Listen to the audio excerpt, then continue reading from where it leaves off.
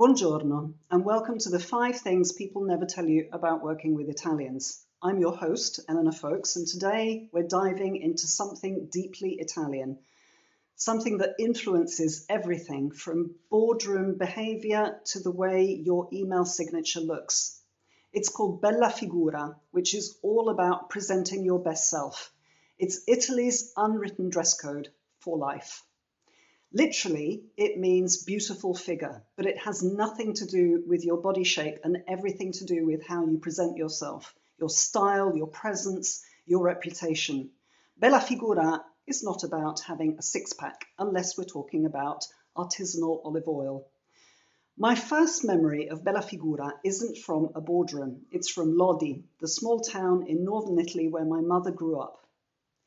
Every summer, we'd visit my grandparents and cousins, and every evening we'd go for a stroll in the centre, where the whole town would be taking part in the ritual of fare la passerella, the evening promenade up and down the high street and around the piazza. It wasn't just a walk, it was a catwalk. Even the children were immaculately dressed. Iron shirts, shiny shoes, little handbags. Everyone looked like they were dressed for a Vogue photo shoot. They sparkled while I was dressed sensibly.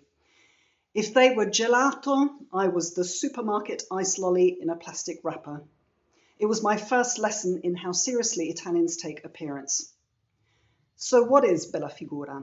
It means looking good, but that doesn't quite do it justice. Think of it as presenting your best self, or the art of looking good while doing good, or simply looking like you care, because you do. It's about leaving a good impression. It's about being seen to behave with dignity, elegance, and self-respect. There's nothing superficial about bella figura. It's strategic. Bella figura is about beauty, and in Italian culture, beauty is not just about appearance. It's a moral and cultural value associated with order, harmony, perfection, effort, and discipline. Creating beauty takes work. Presenting yourself well is seen as a sign of respect for others, for your role and for the environment you're in. Italians don't just admire beauty, they curate it. Even their plates of pasta look like they've been airbrushed. You can see this deep respect for beauty and form everywhere in Italian life, whether it's a Michelangelo sculpture or a finely crafted espresso machine, the perfect proportions of Renaissance buildings or of a police uniform. The message is the same. If something is worth doing well, it's worth doing beautifully. In the Italian workplace, bella figura is a serious business. You see it in the way people dress for meetings, even Zoom meetings, the way they speak, the way they sit, the fonts they use in presentations. Something I've seen over and over again is entire teams spending 5 times more energy perfecting the layout and design of a slide deck than on generating the actual content. When I first started working with Italians, I remember being flabbergasted by how much time one very senior, extremely busy executive was personally willing to spend fine-tuning, stage managing the appearance of his team's slides. He debated spacing, color palettes, transitions, and even the emotional tone of the visuals until everything aligned with his vision of harmony. He explained to me, if we don't make bella figura, we make brutta figura, a bad impression. This was in the context of IT, not luxury fashion.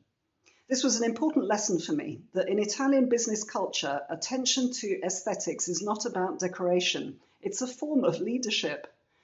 In an Italian office, your font choice says more about you than your LinkedIn bio. And if your PowerPoint uses Comic Sans, congratulations, you've just committed professional suicide. Brutta figura. Bella figura is also about behavior, being articulate, composed, emotionally intelligent. You don't lose your temper in public. You don't air grievances in front of clients. You make your point diplomatically with style. In Italy, losing your temper in a meeting is like putting ketchup on risotto. You just don't. And even if it extends to things like emails, I've seen emails from Italian colleagues that open with a paragraph of warm poetic prose before getting to the point. Because diving straight into business, brutta figura. An Italian email doesn't just say hello, it says, how's your family? How was the weekend? And by the way, here's your deadline. Bella figura also shares something with the idea of saving face. It means helping others preserve their dignity, even when they've made a mistake. If someone messes up, you don't call them out in front of others. You provide them with a graceful way to recover. You find a way to make them look good again, because making someone else look bad, that is brutta figura for you. So what does it mean if you're working with Italians? Here's a few do's and don'ts to keep you on the right side of bella figura. Do pay attention to how you present yourself. You will be judged by what you're wearing and by your personal grooming. Show up to meetings, even online ones, looking polished. You don't need to wear Armani, but looking like you tried matters. Never wear socks with holes. You never know when you'll be asked to take your shoes off at someone's house. I have yet to meet an Italian with holes in their socks. Do respect visual harmony and aesthetics. Use consistent fonts and colours in your slides. Match your bullet points like you'd match your accessories. Don't use Comic Sans, ever. Do be emotionally intelligent. Give feedback with charm, warmth, and diplomacy. Never be blunt or sarcastic or confrontational in public. Do help others save face. If a colleague makes a mistake, find a discreet, constructive way to help them recover. Never call someone out in front of their boss. Public embarrassment just doesn't just reflect badly on them, it reflects badly on you. Brutta figura. Help others save face and avoid public embarrassment whenever possible. And finally, do participate in the culture of style. In many Italian offices, fitting in means taking part in conversations about what people are wearing, where they shop, what they found in the sales, and where to get the best deals. Don't assume fashion is frivolous. It's a social language. Think of it as the perfect icebreaker, a never-ending source of small talk that also happens to be the best form of workplace networking.